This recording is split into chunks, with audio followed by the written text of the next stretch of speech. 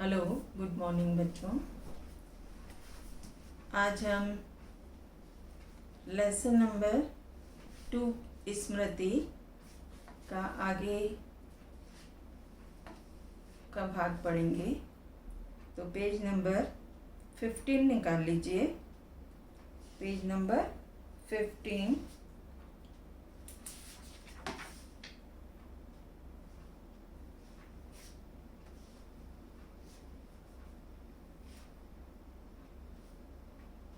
निकाल लिया सबने?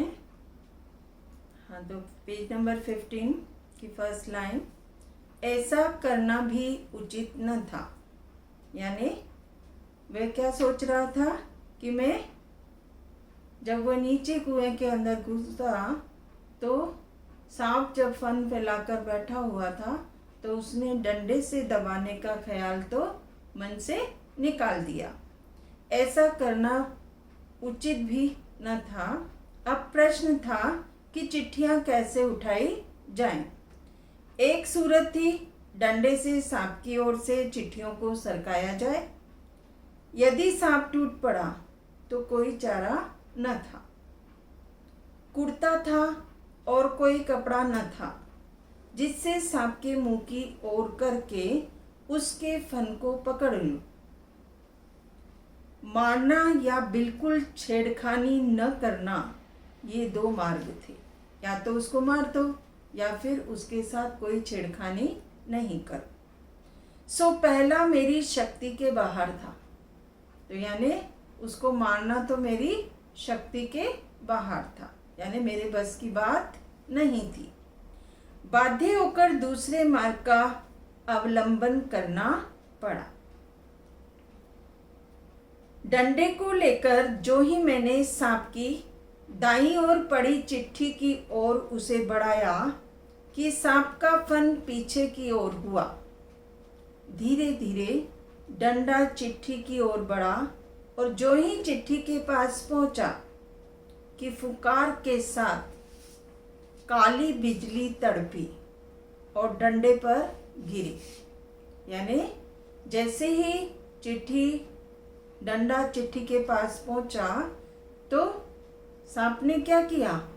फुकार के साथ अपनी फन को क्या किया? फुकार मारा और वो सब जो काली बिजली की तरह तड़प उठी और किस पर गिरी?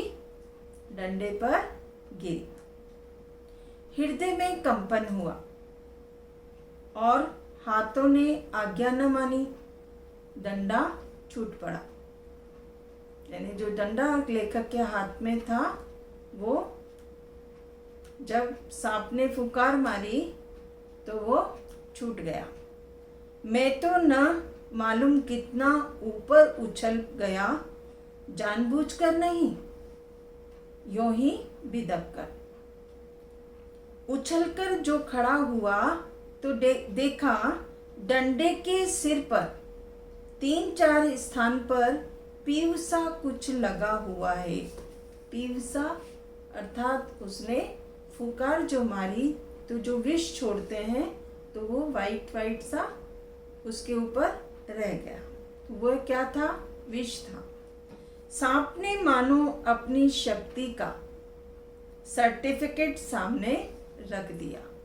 लेखक ने क्या बताया कि डंडे पर जो वो प्यूसी थी, जहर जो था, वो देखकर लेखक ने सोचा कि सांप ने अपनी शक्ति का सर्टिफिकेट मेरे सामने रख दिया है। पर मैं तो उसकी योग्यता का पहले से ही कायल था। यानी मैं तो उसको योग्य मानता हूँ कि सांप में शक्ति है। उस सर्टिफिकेट की जरूरत न थी। सांप ने लगातार फू फू करके डंडे पर 3-4 चोटें की। वह डंडा जो डंडा लेखक का था पहली बार इस भांति अपमानित हुआ था। यानी पहली बार उसको अपमान सहन करना पड़ा था, क्योंकि लेखक ने उस डंडे से पहले भी बहुत बार क्या किया था? उस डंडे से सांप को मारा था, या शायद वे सांप का उपहास कर रहा था। उधर ऊपर फूंफू और मेरे उछलने और फिर वहीं धमाके से खड़े होने से छोटे भाई ने समझा कि मेरा कार्य समाप्त हो गया, अर्थात मुझे सांप ने मार दिया और बंधुत्व का नाता फूंफू और धमाके में टूट गया। उसने ख्याल किया कि सांप के काटने से मैं गिर गया। मेरे कष्ट और विरह के ख्याल से उसके कोमल हृदय को क्या लगा? धक्का।